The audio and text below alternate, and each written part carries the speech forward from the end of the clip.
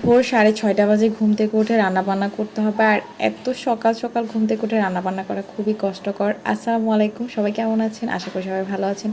এই যে সকাল সকাল ঘুম থেকে মানে ভোরবেলা উঠে গেলাম, তখন 6:40 বাজতেছে। আর এখানে যে ছবিটা দেখতেছেন এটা হচ্ছে আমার আম্মু আর আমার ছেলের ছবি।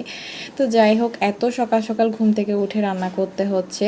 তো অল্প সময়ের মধ্যে শর্ট টাইম যেটা রান্না করা যায় শর্টকাটের মধ্যে সেটাই রান্না করতেছিলাম।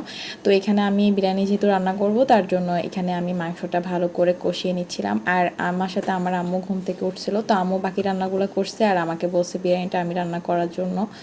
তারপরেই তো বিরিয়ানি রান্নাটাও আস্তে আস্তে হয়ে আসতেছে। আমি চালগুলো দিয়ে ভালো করে ভেজে নিয়েছিলাম। আর যেটা বলছিলাম যে এত সকাল সকাল ঘুম থেকে উঠে কেন রান্না করতেছিলাম, যেটা হয়েছে সেটা হচ্ছে যে আমাদের এলাকার মসজিদে মানে বলে দিছিল যে মানে সকাল 8টা থেকে রাতের 11টা পর্যন্ত মানে গ্যাস থাকবে না।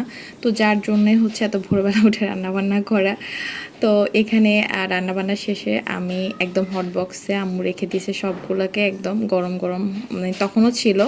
কিন্তু অনেকক্ষণ পর যখন দেখলাম যে দুপুর 1টা বেজে গেছে তখনও গ্যাস কিন্তু যায় নাই। তখন এত মেজাজটা গরম হয়েছে, ভাই এত সকাল সকাল কেউ ঘুম থেকে উঠতো আর উঠে রান্নাবান্না করতে হইতো যদি গ্যাস নাই যেত। আসলে ওই দিন বৃষ্টি হয়েছিল প্রচুর, যার কারণে হয়তো গ্যাসের কোনো কাজ থাকলো সেটা আর করা হয় নাই। তারপরে তো সবাই দুপুরে খাওয়া দাওয়া করে নিচ্ছিল। তো বিকালবেলা আমি মানে মনে হয়েছে যে গ্যাস যেহেতু যায় নাই তো বিকালের জন্য কোনো একটা নাস্তা বানাই। আর এখন বৃষ্টির মধ্যে আসলে ভাজা পোড়া খেতে অনেক বেশি ভালো লাগে। তা আমি সিঙ্গারা করার জন্য ডোটাও তৈরি করে নিয়েছিলাম। এরপর একটা একটা করে বানাবো। তবে আমার হয় কি মানে সিঙ্গারার যে শেপটা ওইটা আসে না, মানে এক একটা এক এক টাইপের হয়। তো যাই হোক, তারপর আমি ট্রাই করতেছিলাম। আর বেশ কয়েকদিন যাবতীয় আমরা বাইরে থেকে বারবার সিঙ্গারা কিনে এনে খাইছিলাম। তো প্রতিদিন তো আসলে বাইরে থেকে কিনে এনে খাওয়া উচিত না। তারপর আমি ভাবলাম যে না, বাসায় তৈরি করে শেপটা যেমনই হোক সুন্দর না হলে না হবে, খেতে মজা হলে হয়েছে।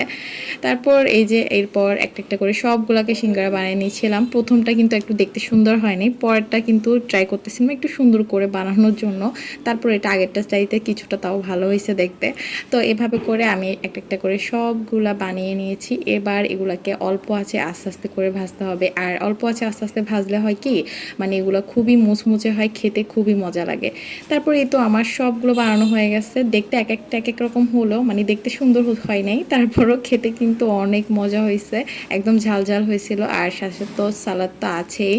তারপর এই তো খাওয়া দাওয়া শেষ করে আমরা বিকেলবেলার দিকে মানে সন্ধ্যার পরে আপনাদের ভাইয়া মানে আমার জামাই আসার সময় ওর গ্রিল খেতে ইচ্ছা করছিল, তো ও নিয়ে আসছে। আর আমাকে আসার সময় বলে দিছে যাতে বাসায় পরোটা বানিয়ে রাখি, কারণ ও বাইরের পরোটা একদমই খেতে পছন্দ করে না।